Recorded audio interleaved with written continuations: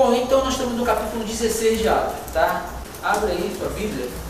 Tá, eu vou falar aqui, eu estudei, é um capítulo que fala de tantas coisas importantes, e se todos vocês observaram a palavra, vocês vão perceber quanta coisa importante teve nesse capítulo 16. Só que ele começa esse capítulo 16 de Atos, né? Você vê a viagem missionária de Paulo, indo para Derbe e para Listra, e aí ele vai para esse local, e a gente começa assim, com momentos bacanas dessa viagem missionária de Paulo. Paulo está em viagem, e aí ele está implantando igreja, em alguns lugares já está existindo igreja, e aí lá em Listra já tinha uma igreja. E aí não sei se vocês lembram que semana passada, na semana que a gente falou aí, foi na terça-feira passada, a gente falou de adoração, de adorador, comportamento da adoração do adorador e tal, aquele negócio todo. E aí quando eu comecei a ler o capítulo, eu fui estudando e percebi assim, caramba, que coisa tremenda, porque ele chega em Listra, e aí ele tem um contato com a igreja. E no primeiro contato que ele tem com a igreja, é apresentado para ele um adorador. Não sei se vocês perceberam. É apresentado para ele quem? Timóteo. Timóteo era um discípulo em potencial. Foi um comportamento diferente. Ele não chegou lá e pregou o evangelho, as pessoas se arrebanharam, todo mundo se converteu. Não, ele chegou e tinha uma célula, tinha uma igreja montada, tinha alguma coisa, tinha uma reunião de irmãos naquele local. Mas quando ele chegou, ele já conhecia essa família de Timóteo, e Timóteo também sendo apresentado para ele. E quando ele chega para aquele lugar, quando ele vai conversar com os irmãos, a primeira coisa que acontece é que os irmãos daquela igreja dão testemunho de Timóteo. Ah, que adorador lindo! Foi dado testemunho de Timóteo. O que é dar testemunho de Timóteo? Ele chega naquela igreja, ainda que não conhecesse todos os convertidos daquele local, mas quando é apresentado Timóteo, a igreja dá testemunho dele. E o que é dar testemunho? Testemunho é falar bem. Testemunho é ter referência. Luiz é um cara temente a Deus. Pô, Luiz é um cara diferente. Olha Paulo, esse cara é uma referência para a gente nessa localidade. Isso estava acontecendo com quem? Com Timóteo. E aí eu vejo uma característica forte, gente, de um adorador. Continuando falando daquela circunstância que falamos semana retrasada, ainda que Jesus não tivesse feito a leitura da adoradora, simplesmente de uma mulher necessitada, Jesus não chegou para perto. E quando Jesus fez a leitura, quando ela se prostra e adora, quando Jesus vê ali nela que ela realmente reconhece Jesus como Deus, Jesus se prostra, se volta para ela, depois de uma conversa com ela, e pede para que ela retorne a casa e encontre a sua filha curada. E aí aqui nesse lugar eu vejo também o comportamento de um grupo de pessoas que quando Paulo chega nesse lugar chamado Listra, eles apontam, pô, aqui tem um homem que nós vamos ter testemunho. Aqui tem um homem adorador. Aqui tem um homem que está preocupadíssimo em agradar a Deus. E eu fui assim pensando muito essa tarde, estava orando à tarde, né, pedindo a Deus que pudesse me trazer uma palavra. E aí nessa de estar estudando e de buscando para que Deus pudesse falar, eu comecei a perceber algo importante na palavra. Abre a tua Bíblia aí no livro de 2 Timóteo, capítulo 1, versículo 5. Porque para falar de Timóteo, eu preciso falar de um comportamento de vida, para poder chegar nesse cara que é adorador. Porque o que é ser adorador? Adorador é o cara que é criado adorador, o cara nasceu e ele é um adorador. Não. 2 Timóteo 1, 5. Esse cara, na verdade, ele é formado adorador. E aí, nas pesquisas que a gente vai fazendo, a gente começa a perceber a importância de uma família. Porque a Bíblia, nesse capítulo aí, de 2 Timóteo, capítulo 1, versículo 5, fala que Timóteo tinha uma mãe e tinha uma avó. Acho que a avó era Lloyd, né? E a mãe, quem pode me ajudar? Eunice. Meu Deus, cara, eu fiquei tão fascinado com isso, cara. Porque, pô, não é simplesmente, aqui está Timóteo, um adorador. Não, aqui está Timóteo, que é um homem que nós damos testemunho dele, mas que teve uma família por trás desse cara, que não somente criou, mas formou Timóteo. E aí a Bíblia está escrito que lê também aí, capítulo, versículo 5.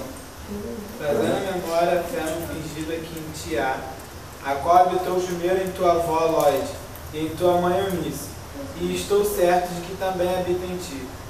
Aí, olha que importância. No versículo 1, essa carta está sendo destinada para Timóteo. Mas eu quero remontar e te mostrar que na verdade esse cara não foi um adorador, criado adorador, nasceu Timóteo, eu sou um adorador, opa, sou um adorador. Não, ele foi formado adorador. Mas ele teve uma mãe e uma avó que tinha fé, e que essa fé que essa casa tinha, ensinou a esse homem chamado Timóteo a temer a Deus sobre todas as coisas, ter um comportamento idôneo, de forma que todos que estavam perto dele, na época que Paulo chegou em Listra, puderam dar bom testemunho dele. Sabe assim, a gente entender esse princípio, que é muito bacana, de que nós somos o templo do Espírito Santo. E se nós somos o templo do Espírito Santo, nós carregamos dentro de nós Deus dentro de nós. Deus habita dentro de mim, Deus habita dentro de você. Então aonde você vai, você carrega Deus. Aonde você chega, você está com Deus. Aonde você para, você exala Deus. Mas como é que é esse negócio de exalar Deus? Como é que é esse negócio de carregar Deus? Como é que é esse negócio de conduzir essa arca dentro desse templo que foi chamado Espírito Santo? Parece que é uma coisa assim, né? Não, quando eu for à igreja domingo, aí eu estou carregando a arca. Opa, carregando a arca. E aí, irmão, tudo bom? Legal.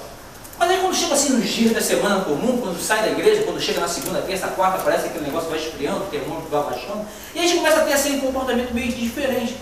Aí eu me penso assim, caramba, como é que era a vida desse Timóteo, que foi ensinado por uma avó e por uma mãe?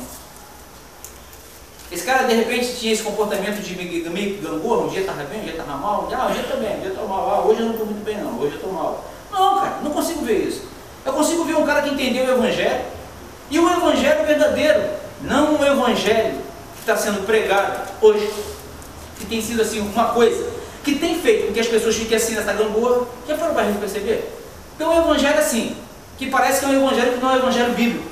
Parece que é um Evangelho que não é Evangelho, parece que é uma pregação, parece que é uma palavra, parece que é um sermão, mas que não tem nada a ver com o que está escrito na palavra, na Bíblia. Porque a Bíblia, na verdade, ela fala de um comportamento, ela fala de uma identidade, ela fala de uma identificação, ela fala de um temor a Deus sobre todas as coisas. Ela fala de que ainda que eu possa passar um momento difícil, eu vou continuar crendo. Ela fala que nesse mundo eu vou ter aflição, mas é para mim ter bom ânimo. Mas a gente vê o Evangelho hoje, na verdade, que é o Evangelho de que você sempre vai ter tudo. Que momento difícil nunca, mas o momento fácil, momento difícil nunca, só momento bom. E aí eu consigo ver uma igreja super lotada, com muita gente pra caramba, mas que pessoas entram e saem, entram, e na mesma cidade que entram, saem também. Por quê? Se fala de prosperidade, se fala que você vai ter, que você vai dar, se fala que quanto mais você der, você vai ter, mas é um Evangelho que não está escrito, é uma palavra que não está escrita. Porque a palavra que está escrita, na verdade, é uma palavra de negar a si. E o que é negar a si, gente? É por isso que tem muita gente que não está firme. É por isso que muita gente não tem convicção. É por isso que muita gente, quando passa nesse momento que se diz difícil, desse momento que se diz que é momento difícil, forte, de embate, não consegue ficar. Porque, na verdade, se fala tanto que você vai ter e que você é cabeça e não cauda, que quando você pensa na possibilidade de ser a cauda, você rápido da igreja vai embora, porque é uma coisa que não tem consistência. Porque a consistência da palavra é no que a palavra está dizendo. Quando a gente tem estudado o livro de Atos, a gente percebe que a Bíblia fala, né? Paulo falando, né? Vocês nesse mundo, para conquistar o céu, vocês vão sofrer muito. O que é esse sofrer muito? Parece que crente, quando aceita Jesus, nunca mais vai ter sofrimento, Alexandre.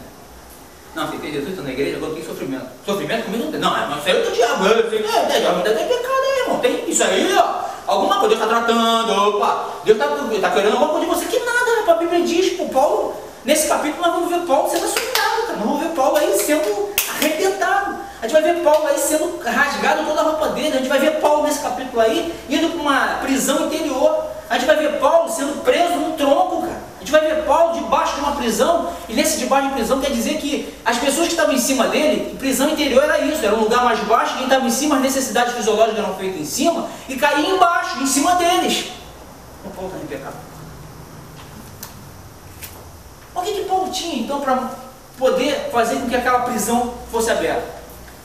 É entender que o adorador, ele vai viver momentos difíceis, mas que a fé dele não vai desfalecer pelo momento difícil, e que ele tem esperança, ele tem fé, que a qualquer momento pode vir um de repente de Deus na vida dele e todo o quadro e toda a história mudar. E aí as pessoas não conseguem entender isso. Então é muito melhor e é muito mais razoável escutar uma palavra que você vai ter, que você vai conseguir e que você não pode ter problema e que a gente escuta direto, quando na verdade eu percebo que a Bíblia escreveu outra coisa. A Bíblia fala de morte, a Bíblia fala de renúncia, a Bíblia fala de eu vir para a cruz, a Bíblia fala de eu buscar mais a Ele, a Bíblia fala de um momento diferente, onde eu possa compreender que até esse momento difícil é um momento que o agrada. Até essa dificuldade, na verdade, que às vezes estou, até essa situação que às vezes parece muito embaraçosa, é um momento oportuno para que Deus possa me ver e que eu possa ser testemunho para tantos quantos estiverem próximos. E quando eu sou esse testemunho, e quando eu tenho essa vida, quando eu procuro viver Cristo em mim, quando eu resolvo de verdade carregar Deus dentro de mim, até a dificuldade é bênção. Até a dificuldade é bênção. Ah, Dmitry, mas é muito difícil, você não entende minha vida, você não sabe como eu estou, é tudo dando errado. Ah, tudo bom, mas é bênção. Agora, qual é a expectativa que se tem quando a gente tem Cristo? A expectativa é de que dias melhores poderão vir. E esses dias melhores, ele está muito relacionado àquilo que vivo hoje. Então, por isso é um estímulo. E tenho falado nesses últimos dias, da importância de ser um adorador. Porque tem muita gente que diz que é adorador, né? Vem para a igreja e tal, vem para debaixo do braço, vai lá e tal, mas sai dali para um lugar diferente, aonde não pode ser adorador. E está ficando assim uma coisa meio estranha, né? Que parece que a coisa está assim, meio né? Vulgar, né? Vai para a igreja, depois sai da igreja, faz qualquer coisa, faz um monte de besteira, mas não, cara, a Bíblia diz que Deus exige um comportamento legal. Uma vida onde possa ter uma interpretação com Ele. E isso não foi somente para os apóstolos, não, isso foi para a gente, para esse tempo. De forma que nesse tempo, agora, nesse século, nesse momento que nós estamos vivendo e que se diz hoje, eu posso ter a vida muito parecida com a de Paulo, lá de trás, que sofreu muito, mas pessoas que estão ao meu entorno possam ver em mim coisas razoáveis, que possa fortalecer a fé. E aí eu vejo esse cara, Timóteo, sendo um cara que tinha uma família, estava ensinando ele. E ensinar, cara, tem percebido isso aqui na escola demais. A diferença que você vê, né? Hoje eu estava pensando à tarde, né? Criar e formar, né? Estão quebrando as carteiras todas da escola, né? Era uma coisa de louco o negócio, né? A gente fica assim, hoje eu estava orando, inclusive, para isso na escola. Estava em casa orando. Assim, o que eu faço? Porque eles estão assim, pegando as carteiras, aí só vai descendo um lote de carteira, né? Uma atrás da outra. Carteira nova, caríssima das carteiras, né? Todas de acrílico. Eu falei, meu Deus, como é que pode, cara? Como é que eu vou conter isso? Entrar na sala, eu fico pensando, vou entrar na sala, vou falar, vou chamar a atenção de todo mundo, vou exigir que todo mundo pague a carteira. Aí teve, nesse momento, né, não hoje, mas assim, há dias atrás, o pai veio até conversar comigo, pô, Dmitry, por que você não bota uma câmera na escola, nas salas, monitora mais de perto? Gente, mas não é isso. Não é isso, cara. Porque tu vê esse cara que dava testemunho, que tinha uma família, ali uma avó e uma mãe ensinando. Eu acho que na verdade criar, cara, é diferente de formar mesmo. Porque parece que as pessoas só criam. Reproduziu, nasceu, está no mundo. E aí colocou no mundo, da comida, da casa, da roupa, está criando. Só que é diferente de formar. Eu falei com o pai, mas a questão não é essa. Na verdade a questão é que a gente precisa educar esse povo, as crianças precisam ser educadas. Precisa aprender de pai e mãe, porque na verdade criar é diferente de formar. Eu falei para ele. Porque você coloca no mundo, cria. Mas formar vai exigir de você o comportamento, a referência e até mesmo aquela grande situação de você confrontar quando a pessoa estiver errada. E o que nós poucos vemos hoje, por exemplo, no trabalho da educação, a gente vê isso direto. Né? Quem é educador sabe disso. E aqui a gente está vivendo esse momento. Então há uma diferença muito grande de criar e formar. As pessoas estão criando. Mas já reparou o animal adestrado, como é que é? Né? O cachorro adestrado. O cara lá vai lá, se comporta, adestra aquele animal, pá, e tal. Aí você chega na casa do cara, às vezes, ou então no local onde esse cachorro está, ou esse cavalo, né, que às vezes tem cavalo adestrado, o cara faz assim, tum, aí o cachorrinho. Aí o cavalo fala pro cavalo, aí o cavalo pum dele. Dá trabalho. Dá trabalho, pô, não é, cara? Você formar uma identidade dá muito trabalho. Agora, o que é o criar? É colocar no mundo, é deixar aí. Mas o formar dá trabalho. E formar de forma que a pessoa seja uma referência, está inserido nesse comportamento desse cara que era um adorador, que ele nasceu, criado e formado. Tanto é que no capítulo 1 aí, de 2 Timóteo, no versículo 5, você vê Paulo falando de quem? Da mãe e da avó. A importância da Cláudia, a importância da Renata, do Alexandre, da Cintia, da Provete, de todo mundo que é pai e mãe, a importância nossa que temos sobre nossos filhos. Porque, na verdade, o que nós somos hoje? Reflexo de uma formação ou criação de nossos pais. E nossos filhos são o quê? Na verdade, a continuidade que nós somos. De que forma que eu formo o William, de que forma que eu formo a Isabel, de que forma que eu formo a Natália. E aí, se eu quero que ele dê bom testemunho, primeiro eu preciso ser o bom testemunho. Se eu quero que ele seja a referência, primeiro eu tenho que ser a referência. Se eu quero que ele seja uma pessoa idônea, uma pessoa que tenha caráter, primeiro eu tenho que ser o exemplo. Eu preciso até que os de fora, na verdade, olhem para mim e possam chegar para eles e falar assim, pô, teu pai é uma referência. Eu preciso disso.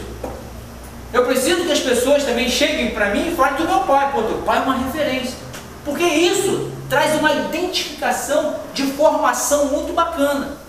Porque não nasce ninguém perfeitinho. Perfeito, pô, eu sou um adorador, sou uma pessoa de bem e tal. Não, não é isso, não nasce ninguém assim. As pessoas, na verdade, elas são formadas ou criadas, colocadas no mundo, e aí vem cá o Léo. E aí a criança vai ali, quebra a carteira, você chama o pai para conversar, o pai, quebrou, legal, tá. Não faz nada. E o cara continua a mesma coisa, vou colocar uma câmera na sala, coloca a câmera, monitora todo mundo, bacana, tá tudo jóia aí, mas o cara vai sair daquela sala, em determinado momento vai pra rua. E o cara vai quebrar tudo na rua, o cara vai quebrar, vai pichar, vai fazer baderna na rua. Então da importância que temos e a responsabilidade que temos quando resolvemos ser genitores. Nós precisamos formar. E é legal, porque a gente vê aqui esse adorador formado. Versículo 3, capítulo 3, versículo 15.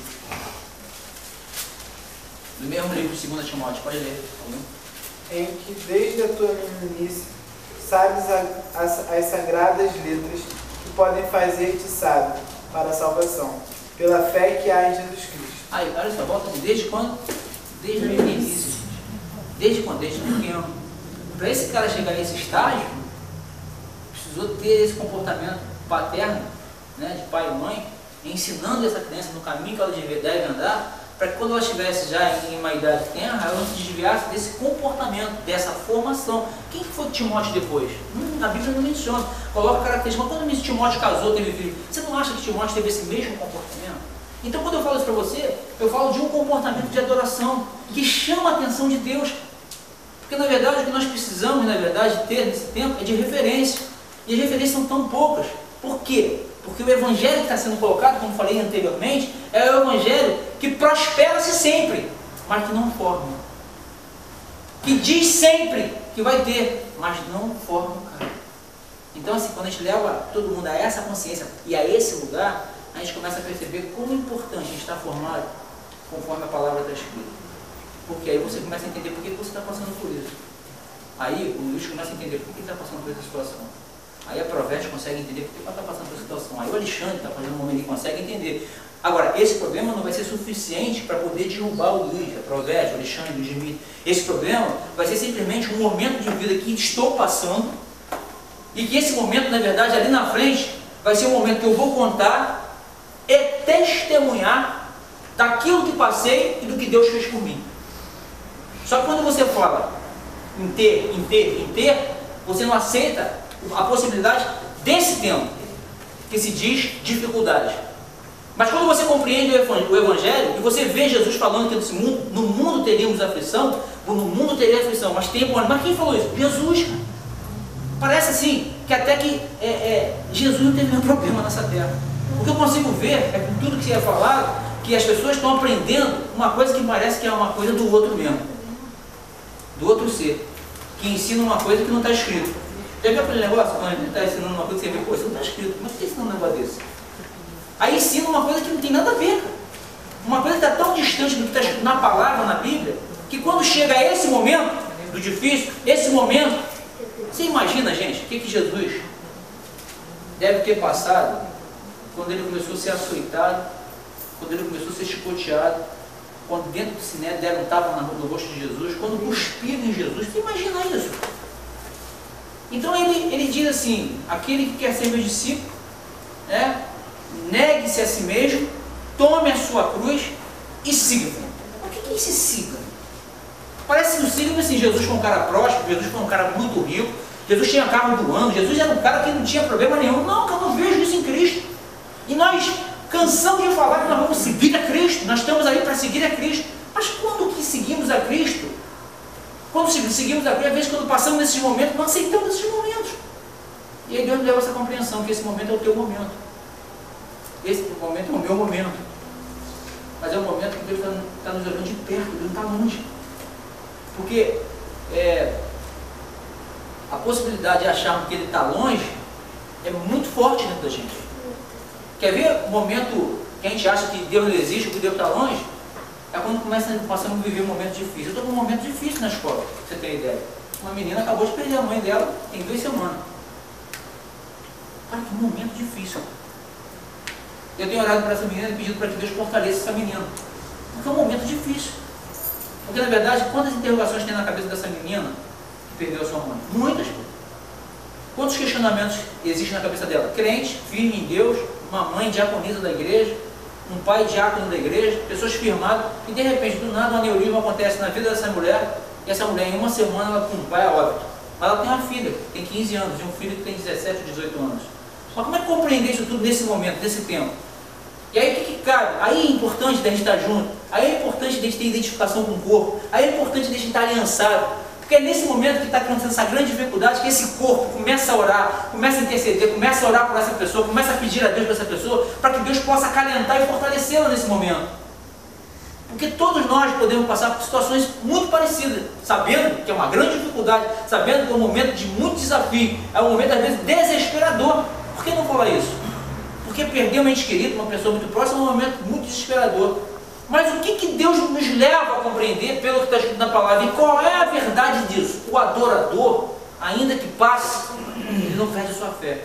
O adorador continua firme. O adorador não acredita somente na possibilidade de ter somente coisas boas nessa vida, mas ele pensa na possibilidade também de haver um momento de grande dificuldade, mas quando houver esse momento de grande dificuldade, por ele ser o adorador, por ele estar firmado em Deus, ele vai continuar firme. Assim, como eu estou falando já disso, aí eu vou falar de uma outra situação dentro desse capítulo de semana que vem.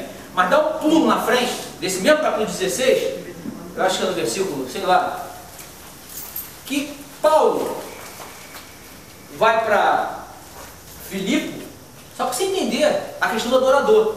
Porque eu estou querendo falar do adorador. Porque dentro dessa palavra, eu queria falar para você de dependência e de equilíbrio. Que no próprio capítulo 16 fala de dependência e equilíbrio. Mas eu dou um salto um pouquinho mais à frente, e Paulo chega num determinado local, em Filipe, que ele é comissionado para ir à Macedônia, e da Macedônia ele vai a Filipe, e quando ele chega lá, uma mulher começa a fazer o que com ele? Eis aí um homem de Deus, eis aí um homem de Deus. E Paulo, a Bíblia diz que por muitos dias estava acontecendo esse elogio eloquente a Paulo. Ele era homem de Deus? Era. Olha o adorador. Tu vê Timóteo como uma característica de adorador, testemunhado pelas pessoas que estavam onde? De fora. Paulo, Timóteo é um cara que dá bom testemunho.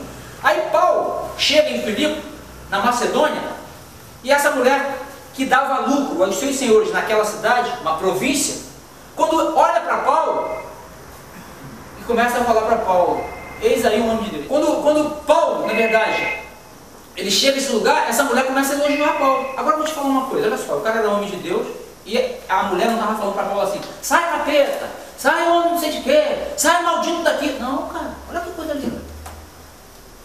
Eis aí uma mulher de Deus.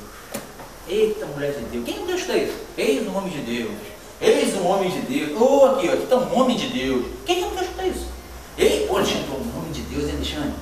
Pô, Provete, você, tu é uma mulher de Deus. Esse cara está dentro desse lugar, Renato, com um monte de elogio. Eis aí um homem de Deus. Aí a mulher falou, olha aí vai um homem de Deus. Olha aí, ó. Aí Paulo levanta todo dia de manhã, vai aí um homem de Deus. Gente, esse aí é um homem de Deus. Ela está falando uma coisa que não era verdade? É verdade, pô. Olha a importância do discernimento espiritual dentro do capítulo. Discernimento espiritual. Um elogio de uma coisa que era verdadeira. Pô, Dimitri, tu é um cara, né, cara, empreendedor mesmo, né? Eu já não gosto. Dmitry, tu é um empresário. Cara, eu não suporto, mais ainda longe eu tô disso. Pô, gente, mas tu é um cara, né? Ai, um homem de Deus. Tá um adorador aí. Tá um homem humilde, simples, que seguiu os passos de Jesus, que entendia muito bem quem era Deus. E aí, a Bíblia diz que por muitos dias essa mulher, depois de falar isso tudo, Paulo chama para essa mulher, olha para ela e repreende o espírito que estava nela. Assim, está repreendido esse espírito para você. Porque Paulo estava percebendo que era uma coisa que não era uma coisa normal e real. Aquele demônio foi expulso imediatamente. Aquele espírito possessivo na vida daquela mulher foi expulso. Só que essa mulher era uma mulher que dava lucro à cidade. Hoje mesmo foi preso um cara, né? O tal do pai Bruno de companhia. Pai Bruno. Interrompendo, quando expulsa o demônio dela, o empresário, o cara que era o dono dela, fica super chateado com Paulo, porque ela cai no chão e ele acha que ela morreu. E Paulo, aí ela levanta, né? Você viu hoje?